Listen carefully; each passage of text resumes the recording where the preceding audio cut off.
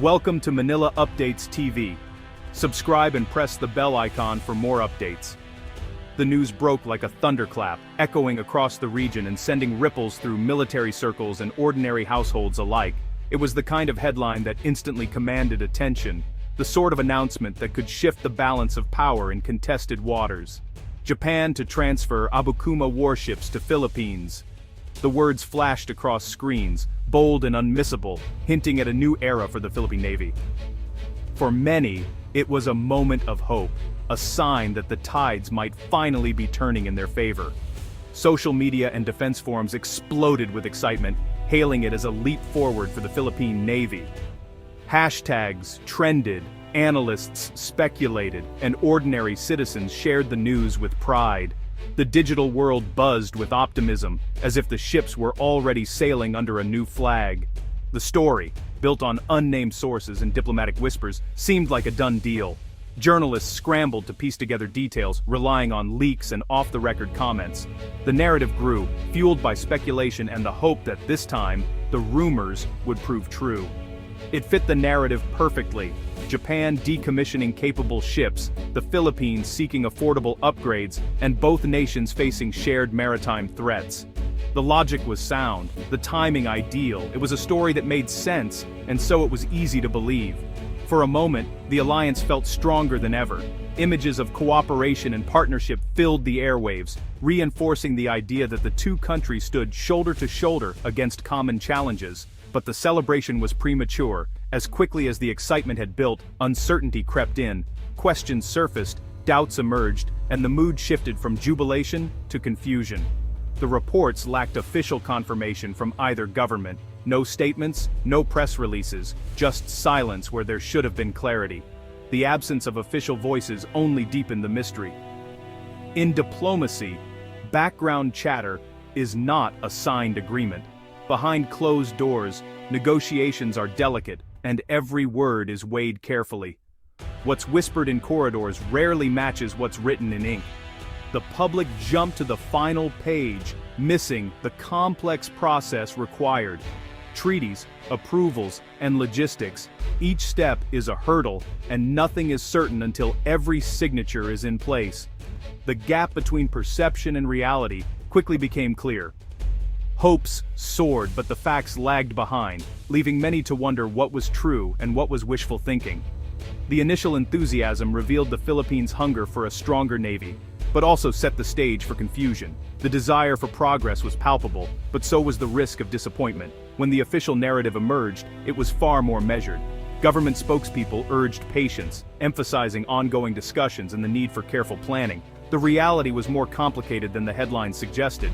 The story was not over, but expectations needed a reset. As days turned into weeks, the initial shock faded, replaced by a cautious optimism. The future of the Abukuma warships and the alliance remained uncertain, but one thing was clear. In the world of international relations, nothing is ever as simple as a headline. As excitement peaked, anticipation was thick in the air outside the Philippine Navy headquarters. Journalists, analysts, and curious onlookers gathered, eager for any official word about the rumored transfer of Japanese Abukuma-Class ships. The atmosphere was charged with speculation, as news outlets buzzed with theories and unconfirmed reports. In the midst of this growing frenzy, the Philippine Navy stepped in to provide much-needed clarity and to set the record straight. Commodore Roy Trinidad, the Navy's spokesperson, addressed the media directly.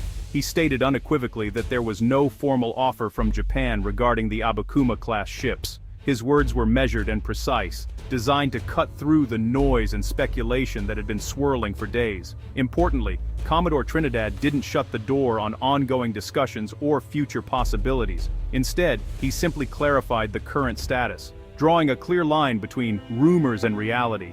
The phrase "no formal offer" was chosen deliberately. It was a careful, strategic statement meant to rein in wild speculation and prevent misunderstandings from spreading further. In the world of military acquisitions, nothing is considered real or actionable until it's officially documented and signed. Verbal discussions, informal talks, and even high-level meetings don't count until paperwork is in place. The Navy's statement served as a reality check for everyone involved. It wasn't a denial of interest or a rejection of future cooperation, it was simply a reminder of the facts as they stood. By making this clarification, the Navy protected delicate negotiations from being influenced by public pressure, media hype, or misinformation. It allowed officials to continue their work behind closed doors, free from unnecessary scrutiny. For Navy personnel, the message was equally important. It provided clear guidance. There were no new ships to plan for, at least, not yet. This prevented wasted effort and kept everyone focused on current priorities. The acquisition process for new ships is monumental. It affects everything from training schedules and operational planning to doctrine and resource allocation. A premature announcement could disrupt months of careful preparation. By confirming that the process hadn't officially begun, the Navy managed expectations across the board, from sailors and officers to the public and the press. The message was clear: stay focused on your duties, remain patient, and wait for official developments. Only then will the real work begin. No formal offer means the process is still in its early exploratory phase. Informal talks and technical assessments are underway, but nothing is binding. A formal offer is a comprehensive, official document detailing ships, conditions, costs, and legal frameworks. It's transmitted through diplomatic channels and forms the basis for negotiation. Without it, there's no budget, no planning, and no deal. The Philippine Navy statement is a procedural fact. The paperwork hasn't arrived. It separates friendly discussions from binding agreements. Think of it like house hunting interest is not a contract. The Abukuma deal is still in the pre-contract phase. The real process starts only when the formal offer is delivered. The absence of a formal offer doesn't necessarily mean the deal is dead in the water. Instead, it's more accurate to say the agreement is currently in a state of limbo, a waiting period where both sides are carefully weighing their next moves. In international negotiations, this kind of pause is not unusual. It's a moment of reflection, not a sign of failure. Think of it as a flashing yellow light at an intersection, signaling caution and deliberation, rather than a red light that brings everything to a halt. In the world of diplomacy, these pauses are often built into the process, allowing time for both sides to reassess, consult stakeholders, and ensure that every detail is in order before moving forward. For Japan, there are several critical steps that must be completed before any formal offer can be made. This includes a thorough round of internal approvals, detailed ship assessments, and consultations with various government agencies. Each of these steps is essential to ensure that the transfer aligns with Japan's legal frameworks and strategic interests. These processes are time-consuming and reflect the complex legal and political realities that surround international defense deals. It's not about reluctance or hesitation, but about making sure every box is checked and every risk is managed. On the other side, the Philippines is not simply waiting. Military planners and government officials are actively preparing, analyzing the potential costs, logistics, and how the new ships would fit into the country's broader modernization plans. They're considering training needs, maintenance requirements, and long-term strategic benefits. Both sides are essentially doing their homework, gathering information, and building their cases internally. This preparation ensures that when the time comes for a formal offer, both governments will be ready to move quickly and decisively.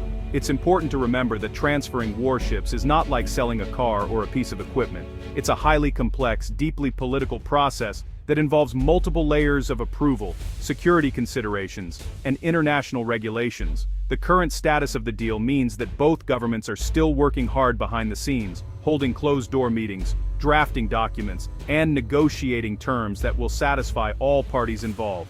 The journey from rumor to reality in international defense agreements is often long and winding.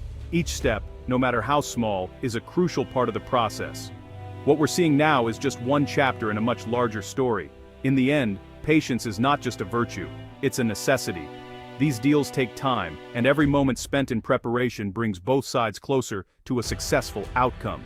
This slow pace is standard for defense transfers. Every step, from informal talks to handover, is methodical and deliberate. Rushing risks costly mistakes and diplomatic fallout. Japan's laws require strict justification and approval for transfers. The Philippines must follow its own procurement rules and integrate new assets into long-term plans. Multiple layers of review ensure transparency and strategic alignment. The slow process also manages political optics, avoiding the appearance of a hasty buildup. Both governments can frame the transfer as a step toward regional stability. Timelines are measured in months or years, not days. The Navy's statement reminds the public, this is how complex deals work. The lack of a formal offer means the process is on track, not stalled. If the deal proceeds, the Abukuma-Class ships would be a major upgrade for the Philippine Navy. Designed for anti-submarine and anti-surface warfare, they fill a critical gap. Their sonar, torpedoes, and harpoon missiles would boost the Navy's reach and deterrence. These ships offer valuable operational experience and exposure to Japanese naval standards.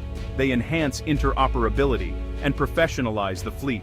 Strategically, they'd allow the Navy to patrol and protect vital waters more effectively.